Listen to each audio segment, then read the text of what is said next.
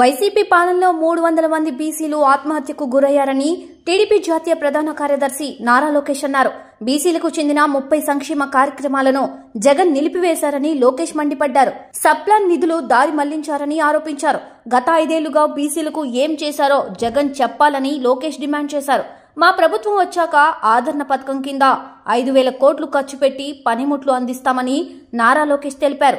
BC భవనాలను పూర్తి చేస్తామని, బీసీల కోసం ప్రత్యేక రక్షణ చట్టాన్ని తీసుకొస్తామని నారా లోకేష్ ప్రకటించారు. వైఎస్ఆర్ కాంగ్రెస్ పార్టీ పాలనలో బీసీలు అన్యాయమైపోయారని లోకేష్ ఆరోపించారు. బీసీల కోసం తెలుగుదేశం పార్టీ గతంలో అనేక సంక్షేమ కార్యక్రమాలను అమలు చేసిందని లోకేష్ తెలిపారు. నేడు వైసీపీ ప్రభుత్వం వచ్చాక బీసీలకు రక్షణ లేకుండా పోయిందన్నారు. Please subscribe to. Please subscribe. Subscribe to. Please subscribe. Please subscribe. Please subscribe to. Jai Swarajya TV. Jai Swarajya TV. Jai Swarajya TV. Jai Swarajya TV. Jai Swarajya TV. Please subscribe to Swaraj TV. Please sign in Ublade. Please sign up for Ublade. Ublade app sign in అవ్వండి, రక్తదానం చేయండి.